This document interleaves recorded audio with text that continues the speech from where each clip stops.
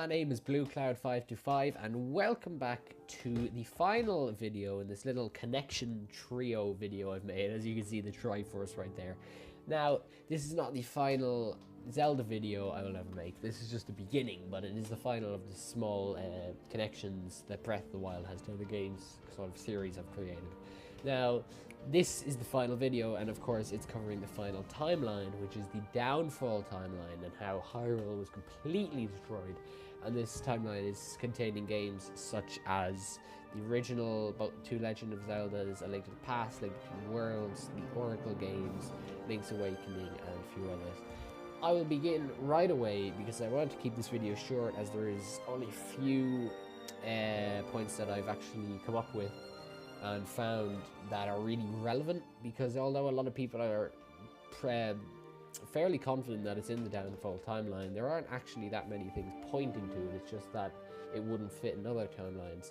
So to start off is the telepathic connection that Zelda has with Link, or Link has with Zelda. Now I know what you're going to say. Oh, we don't even know if the voice in the trailer and the demo was Zelda, and we do know that it was coming from the Sheikah Slate.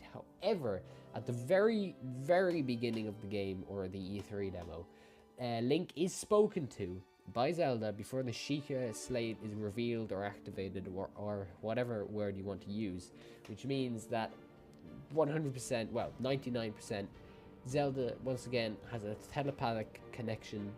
I can't pronounce telepathic right. Oh, I just did. Has a telepathic connection with Link.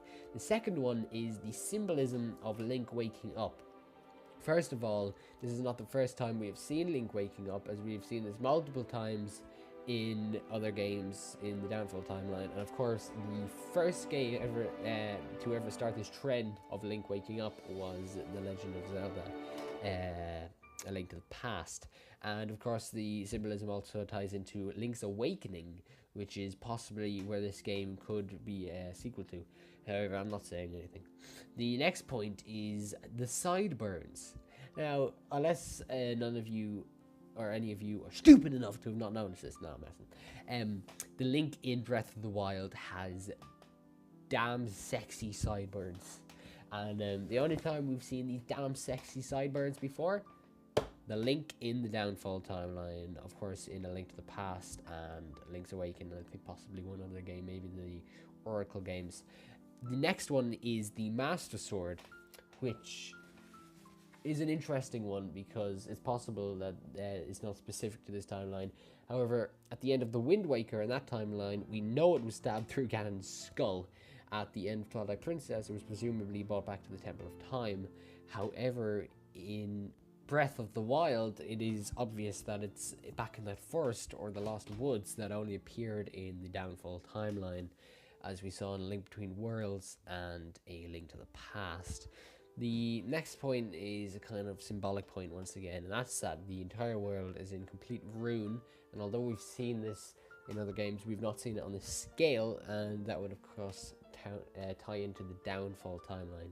The next point is that Aonuma and the Nintendo team have made it very obvious that they are returning to the classic Zelda style, should I say, the ways of the old Zelda games. And although they've also said they're completely leaving the ways of the old Zelda games, they're also going back to the very old ways. It's a bit confusing, but of course these Zelda games that they're referencing were in the downfall timeline. The next one is that the Guardians in Breath of the Wild were obviously inspired by Octoroks, which were enemies in the original Legend of Zelda, which is once again second to last game in the downfall timeline.